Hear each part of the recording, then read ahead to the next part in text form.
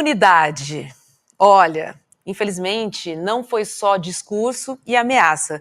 Durante o governo Bolsonaro, empresas brasileiras que fabricam os chamados, entre aspas, tá? Armamentos leves, como revólveres, pistolas, carabinas, fuzis e até metralhadoras, registraram um boom nas exportações. Dados inéditos fornecidos pelo Comando do Exército e analisados pela agência pública mostram que o Brasil exportou mais de 3 milhões de armas de fogo leves durante os 4 anos da gestão Bolsonaro e foram exportadas para 104 países. Rubens Valente, bom dia para você. Olha, alguém lucrou, né? Muito com esse discurso armamentista de Bolsonaro, né? Bom dia, Roberta, bom dia, William, bom dia, César.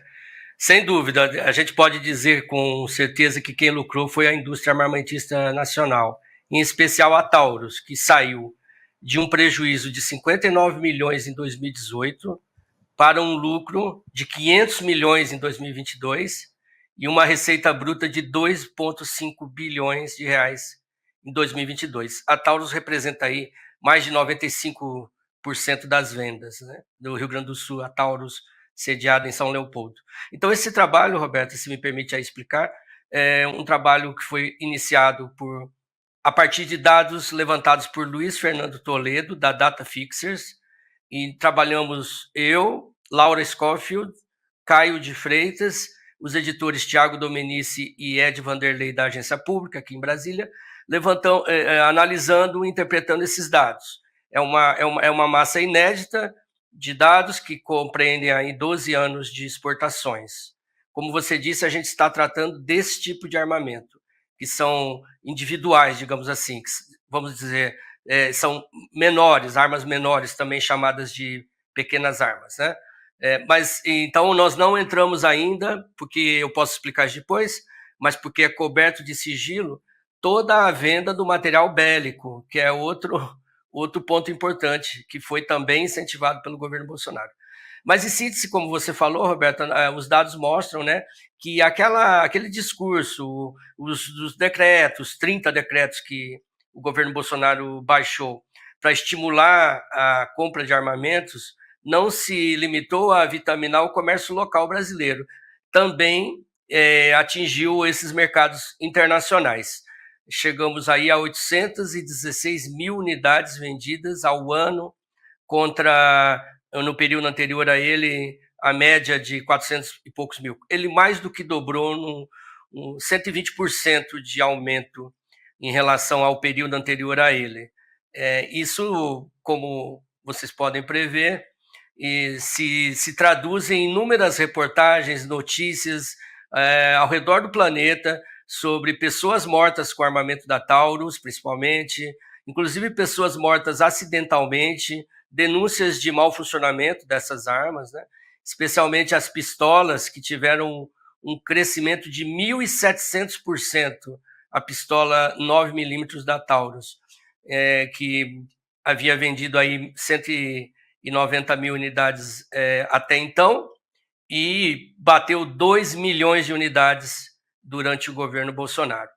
Basicamente, essa reportagem mostra também o incrível esforço, né, a enorme mobilização do Itamaraty, em especial, para o fomento dessas vendas, eventos, feiras de segurança e defesa que o Itamaraty participou, incentivou, reuniões que os embaixadores faziam com esses países, expandindo a indústria bélica nacional. Então, foi uma opção de governo, e quero dizer também que foi uma opção ideológica do governo, porque naquela fatídica reunião de abril de 2020, que foi gravada e veio a público, sem que o Bolsonaro quisesse que viesse a público, naquela reunião ele explica o que ele queria. Ele queria armar a população para que resistisse a um suposto golpe de Estado da esquerda. Eu entendo que ele estava dizendo isso. Então não havia nenhuma preocupação com a segurança pública. Nenhuma. Ele falou, não sou eu que estou dizendo. E depois, quando veio a público, ele repetiu 3, 4 vezes isso. Temos que armar o povo para resistir. Não tinha nada a ver com segurança pública, né? E essa ideologia que contaminou essas decisões do governo, essa ideologia tem lastro nas Forças Armadas, né? Eu já ouvi de altos oficiais das Forças Armadas dizendo que sim, que é preciso uma indústria bélica forte, que numa eventual guerra o Brasil tem que pegar em armas e a população tem que saber atirar e tem que saber fazer treinamento dessa população. Então foi isso que aconteceu, né? Então aqui nós estamos uma espécie de mais uma exumação desse período aí do governo Bolsonaro, né? Rubens, a gente tem visto que essas decisões são ideológicas em certa medida, né? Eles tentam mimetizar sempre o que fazem nos Estados Unidos, né? Nos Estados Unidos existem legislações, inclusive, que permitem a criação de milícias estaduais, né? Que você pode criar exércitos paralelos, você pode comprar armamento pesado, inclusive, para poder se defender de, sei lá, uma insurreição, como é que aconteceu lá no dia 6 de janeiro nos Estados Unidos, inclusive. Mas nesse caso específico eu sempre gosto de olhar para esse dado da indústria, né? Sempre que tem alguém bradando uma ideologia, como as ideologias da extrema-direita, sempre tem alguém ganhando muito dinheiro por trás, né? O baque que a indústria armamentista sentiu agora, desde que o governo Lula começou, foi muito grande. Queria saber se eles têm se reorganizado, inclusive para atacar o governo, né? Porque o lobby das indústrias sempre funciona muito nesse sentido, né, de pautar a imprensa para atacar um governo que é contra seus interesses econômicos. No caso, os interesses do governo Lula, de um governo progressista, são completamente divergentes, né, dos interesses das indústrias armamentistas do Brasil, né, Rubens? William, agora como o intelectual Milor Fernandes dizia, né, achei que era ideologia, mas era investimento, né? Obviamente, essa indústria já está se recolocando na nova perspectiva nacional. O que nós vimos nos dados é que no ano passado o número continuou alto, em torno de 800 mil vendas. Muito, eu acredito, que é reflexo de contratos assinados antes, né, do governo Lula. Esses contratos muitas vezes são com polícias locais, o próprio exército local lá das Filipinas ou de que seja, né? Então, ainda o volume está alto de vendas. Certamente isso vai mudar, porque o governo Lula, como nós sabemos, revogou uma série de decretos. O que é importante, e aí você tem toda a razão nisso, é a gente acompanhar esse setor muito de perto, o que nós, na imprensa, normalmente não fazemos, por mil razões. Uma das razões principais é o secretismo que ronda esses negócios. Então, eles se apegam a contratos que têm cláusulas confidenciais e alegam que não podem revelar essas vendas. É com muito custo que a gente consegue dados do gênero. Por exemplo, nós não sabemos até o momento quem comprou esses 3,2 milhões de armas do governo fabricadas durante o governo Bolsonaro. Não sabemos porque os dados que o Exército nos fornece são os dados apenas de destino do país de destino. Agora, isso é ainda mais grave no setor bélico do armamento, digamos, pesado. Então, nós sabemos que, por 1000 informações, fontes, que o Brasil continua um grande fabricante exportador das bombas de fragmentação, também chamadas bombas cluster, bombas cacho. São bombas extremamente condenadas pelas organizações de direitos humanos em todo o mundo, condenadas pela ONU, e o Brasil continua fabricando e vendendo. Para quem? Nós não sabemos. Há 12 anos eu brigo, por meio da Lei de Acesso à Informação, com os governos que todos esses desse período, né? E brigo com o Ministério da Defesa, com o Itamaraty. Eles alegam que há sigilo comercial nesses dados. Apenas em 2012, o governo Dilma divulgou dados relativos a 2001, 10 anos antes. Desde então, eles mudaram o entendimento sobre isso. Houve até uma reunião dentro do Ministério da Defesa para dizer que nunca mais será passado à imprensa qualquer dado sobre isso.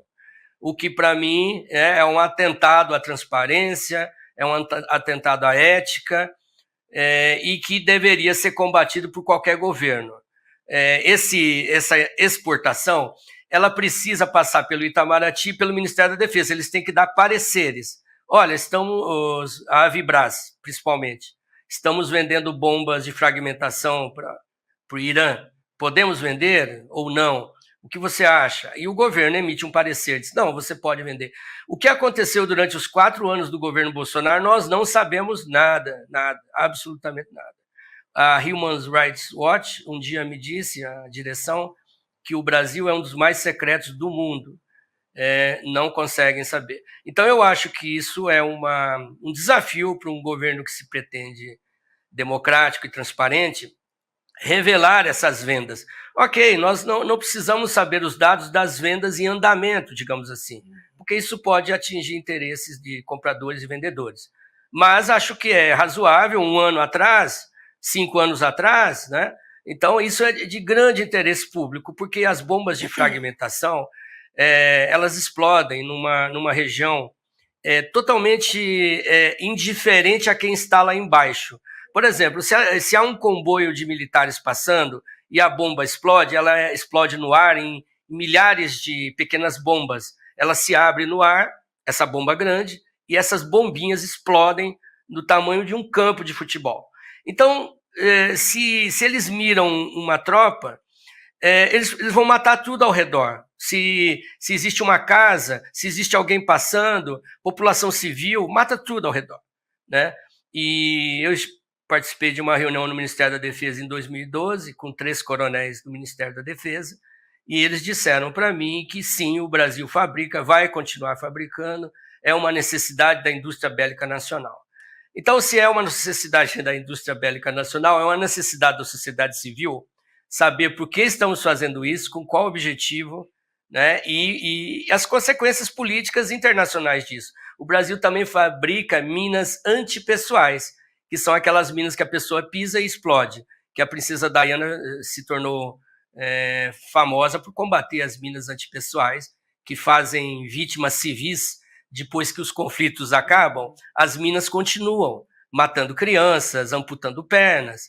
Então, o Brasil fabrica isso. Então, para quem ele vende? Onde está sendo aplicada a mina? Nada sabemos. Então, essa reportagem da Pública, nós, digamos assim, puxamos o fio da meada, vamos dizer. Se circunscreve nas armas ditas leves, de que de leve não tem nada, né? Um fuzil não tem nada de leve, né? Pois é, nada de leve. Rubens Valente, eu recomendo que você acesse apublica.org para ler essa reportagem. Rubens, obrigada e um bom dia para você. Obrigado, bom dia. Obrigado.